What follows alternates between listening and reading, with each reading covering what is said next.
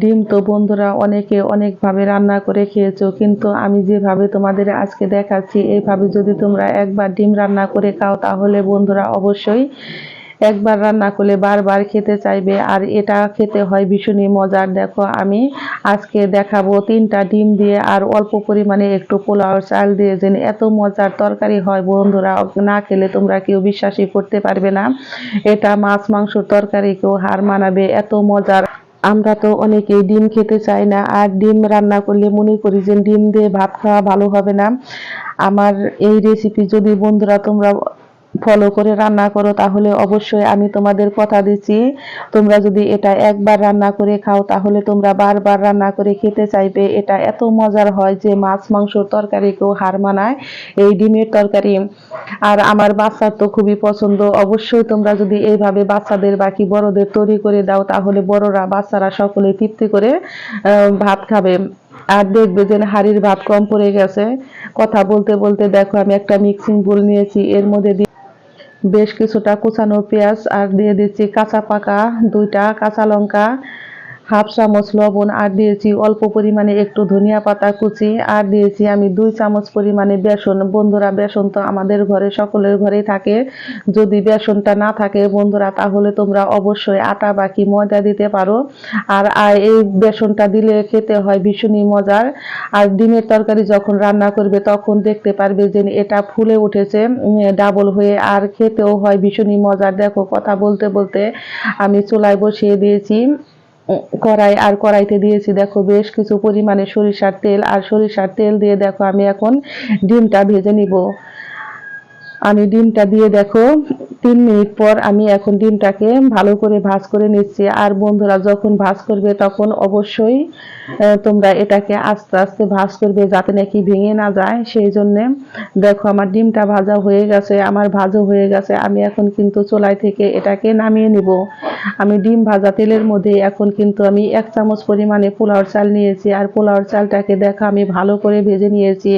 আর অবশ্যই পোলাওর চালটাকে ভালো করে ভাজবে, তাহলেই দেখবে যে তরকারির একটা সেন্ট আসে অন্যরকম, আর খেতেও হয় দুর্দান্ত মজার।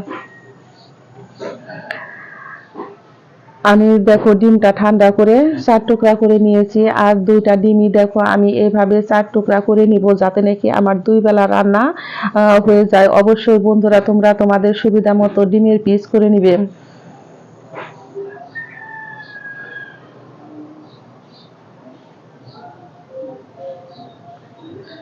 দেখো আমি কড়াইতে দিয়েছি সরিষার তেল, আর সরিষার তেলটা গরম হয়ে গেছে। এখন এর মধ্যে আমি এখন দিয়ে দিচ্ছি কেটে ধুয়ে রাখা আলু, আর আলুটাকে আমি বেশ লাল লাল করে ভেজে নিব। এর মধ্যে অল্প পরিমাণে একটু হলুদের গুঁড়া আর লবণ দিয়ে আমি আলুটাকে দেখো ভালো করে বাদামি করে ভেজে নিচ্ছি। আলু ভাজা তেলের মধ্যে আমি এখন দিয়ে দিচ্ছি গোটা জিরে, তেজপাতা, এলাচ, দারচিনি, লবঙ্গ। আমার ফোড়নটা কিন্তু লাল লাল হয়ে গেছে। এখন আমি এর মধ্যে দিয়ে দিচ্ছি বেশ কিছুটা কোচানো পেঁয়াজ, আর কোচানো পেঁয়াজটা দিয়ে দেখো আমি এখন ভালো করে এটাকে ভেজে নিচ্ছি। আর আমার পেঁয়াজটা মোটামুটি ভাজা হয়ে গেছে। এখন এর মধ্যে আমি দিয়ে দিচ্ছি দেখো 1 চা চামচ পরিমাণে লবণ, 1 চা চামচ পরিমাণে আদা রসুন বাটা, আর দিয়ে দিচ্ছি আমি বড় 1 চা চামচ পরিমাণে হলুদের গুঁড়া, 1 চা চামচ পরিমাণে আমি দিয়ে দিচ্ছি লাল লঙ্কার গুঁড়ো, আর দিয়ে দিচ্ছি 1 চা চামচ পরিমাণে ধনিয়ার গুঁড়ো। এখন সমস্ত উপকরণ দিয়ে দেখো আমি লো আছে এটাকে 2 থেকে 3 মিনিট একটু ভেজে নিব।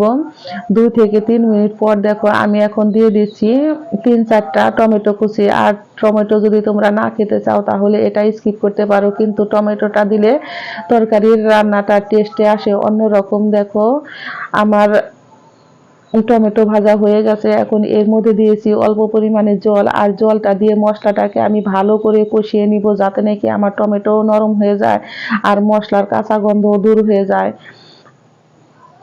দেখো কথা বলতে বলতে আমার কিন্তু জল শুকিয়ে এসেছে, আর তেল দেখো উঠে এসেছে মশলা থেকে।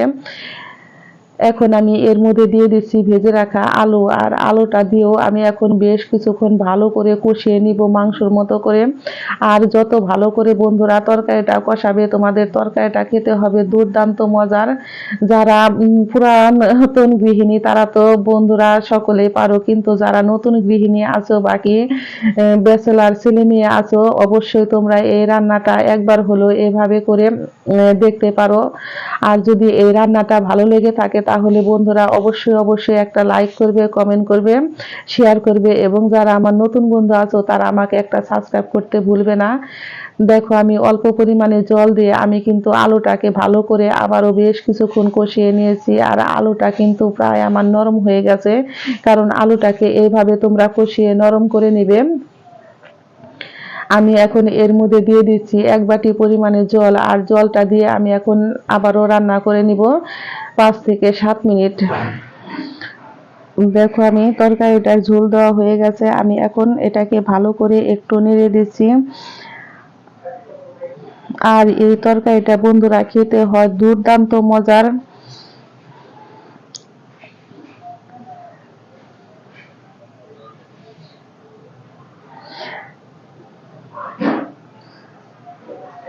দেখো আমি এখন ঢাকনাটি তুলে এর মধ্যে দিয়ে দিচ্ছি 5-7টা কাঁচা লঙ্কা, আর ঝালটা তোমরা তোমাদের পরিমাণ মতো দিয়ে খাবে। আর এর মধ্যে আমি দিয়ে দিচ্ছি 1 চা চামচ পরিমাণে ঘি।